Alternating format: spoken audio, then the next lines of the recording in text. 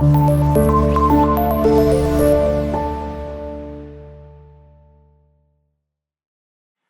वालेकुम क्लास। मैं आपका केमिस्ट्री टीचर अब्दुल्ला ज़िया। आज हमने चैप्टर नंबर 9 का फर्स्ट इंट्रोडक्शन लेक्चर स्टडी करना है, जिसका नाम है एसिड बेस केमिस्ट्री। अब एसिड बेस केमिस्ट्री के अंदर आज के लेक्चर में एसिड और बेस के हवाले से बात करते हैं। सबसे पहले आपको बेसिक इंट्रोडक्शन पता कि एसिड का जो सोर्स है वो टेस्ट होता है, जो सोर्स टेस्ट खट्टा सा इसका जायका होता है। बेस जो है बिटर टेस्ट है।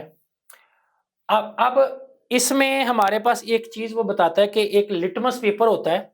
लिटमस पेपर ना रेड भी होते हैं, ब्लू भी होते हैं। जो एसिड है ना वो ब्लू को रेड करता है। देखें, ब्लू को तो कोई ब्लू नहीं ना कर सकता। ब्लू को जो देखें, आपके पास ये एक एसिड पड़ा है, इसका मिसाल के तौर पे ये HCl है। मैं अगर इसके अंदर लिटमस पेपर ब्लू वाला डिप करूंगा तो उसको वो क्या कर देगा, रेड।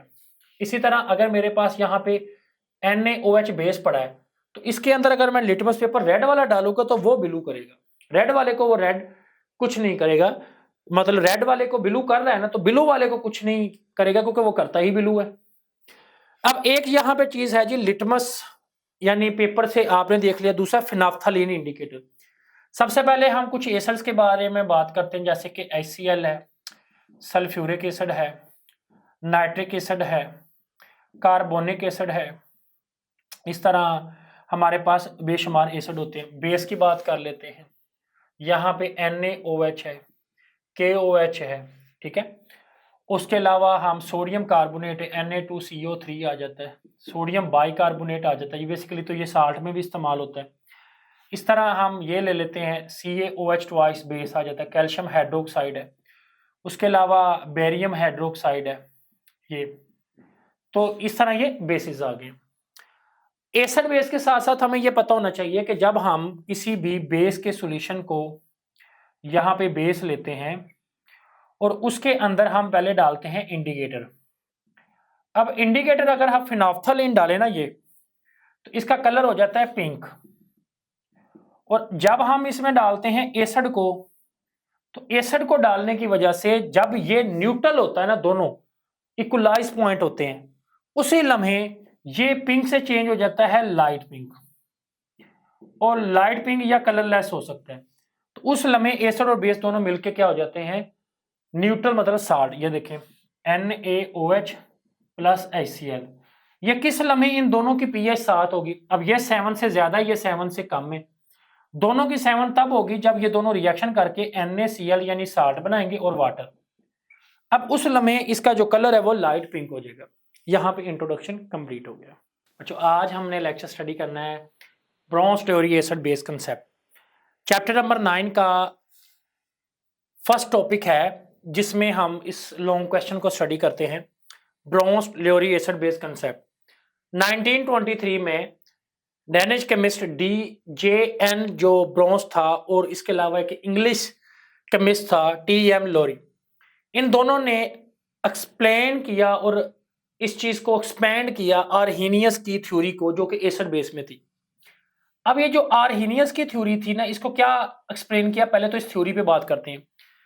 आर्हीनियस कहता है कि वाटर के अंदर यानी एक्वस सॉल्यूशन में जो प्रोटॉन दे H पॉजिटिव, उसे एसिड कहते हैं। यानी आर्हीनियस का एसिड कौन था, जो H पॉजिटिव कहां पे दे, वाटर में। आर्हीनियस के मुताबिक बेस वो था जो OH नेगेटिव दे, कहां पे, वाटर में।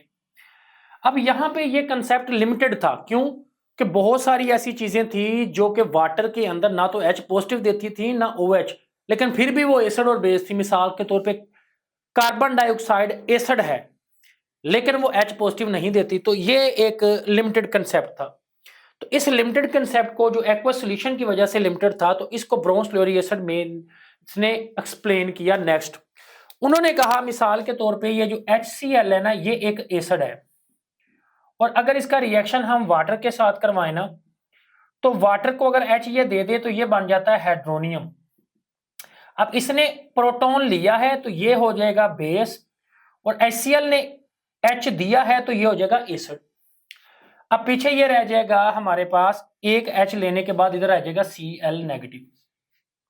अब उसके मुताबिक एसिड वो स्पीशीज हैं जो डोनेट करती हैं proton in a proton transfer reaction में। जबकि बेस वो स्पीशीज हैं जो एक्सेप्टिंग करती हैं प्रोटॉन को। तो इसके मुताबिक ये हुआ कि स्पीशीज फॉर्म्ड। अब हम बात करते हैं कॉन्जुगेट एसिड बेस की। देखें रिएक्शन, चाहे ये देखें ये फॉरवर्ड है ना, अगर हम इसको देखें ये देखें ये तो हो गया फॉरवर्ड रिएक्शन। फॉरवर्ड रिएक्शन में H पॉजिटिव जिसने दिया वो एसिड, जिसने लिया वो क्या है बेस।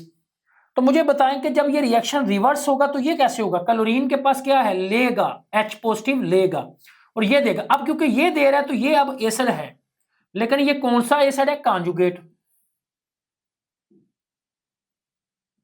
अच्छा, उसके बाद ये क्योंकि अब लेगा तो ये क्या है बेस, और वो भी कौन सा, कॉन्जुगेट। इसके मुताबिक हमारे पास वो कहता है species found after bronze base accepting the proton from acid. Acid से प्रोटॉन लेने के बाद जो चीज बनती है उसको हम कहते हैं conjugate acid. A species found when an acid donate proton, जब एसिड डोनेट करता प्रोटॉन टू बेस को, इज कॉल्ड कॉन्जुगेट बेस। तो ये डेफिनेशन है कॉन्जुगेट एसिड और कॉन्जुगेट बेस की। ये एक रिएक्शन है। एक रिएक्शन हम और देखते हैं। मिसाल के तौर पे अमोनिया NH3 है, उसका अगर हम वाटर पे रिएक्शन करवाएं, अब वाटर इसको एक H देता है तो ये बन जाता है अमोनियम NH4 पॉजिटिव, और ये देने के बाद बच जाता है OH नेगेटिव। अब इसने प्रोटॉन लिया है तो ये क्या है बेस, इसने दिया है तो वाटर क्या हुआ एसिड। अब वाटर यहाँ पे दोनों काम कर रहा है, एज अ एसिड भी एज अ बेस। इसे कहेंगे amphoteric, the substance which act as either acid और बेस। डोनेट भी करता है, लूज भी करता है यानी, और गेन भी करता है, डिपेंडिंग अपॉन द रिएक्टेंट। ये रिएक्टेंट पे डिपेंड करता है, उसे कहते हैं एम्फोटेरिक। अब इसके बाद हमारे पास जो रिएक्शन है, इसमें जब इसने प्रोटॉन दिया है तो OH, तो ये एसिड हो गया। अब इसमें ये लेगा तो ये इसमें होगा बेस, और वो भी कौन सा, कॉन्जुगेट, कॉन्जुगेट बेस। और ये क्या होगा, कॉन्जुगेट एसिड। आपकी बुक में यहाँ पे थोड़ी मिस्टेक है, वहां बेस लिखा हुआ, वो गलती ठीक कर ले। आपकी टेक्स्ट बुक में यहाँ एक मिस्टेक है। इसके अलावा एक और रिएक्शन लिखा हुआ है जिसमें HCl एक एसिड है, अमोनिया एक बेस है। ये वाटर के बगैर है, यानी एक्वा सॉल्यूशन के बगैर, दोनों का कंबाइंड रिएक्शन है। इसमें HCl एसिड है, अमोनिया लेने वाला ये बेस है। इसके अलावा कुछ और रिएक्शन भी लिखे हुए हैं जिसमें एसिड बेस, जैसे कि HNO3 H देता है, वाटर लेता है, तो ये एसिड है, ये बेस है। आगे इसी तरह कॉन्जुगेट एसिड और बेस। इस तरह सल्फ्यूरिक एसिड H देता है, एसिड है, वाटर लेता है, बेस है। वाटर H देता है और कार्बोनेट लेता है, ये बेस है और ये एसिड है।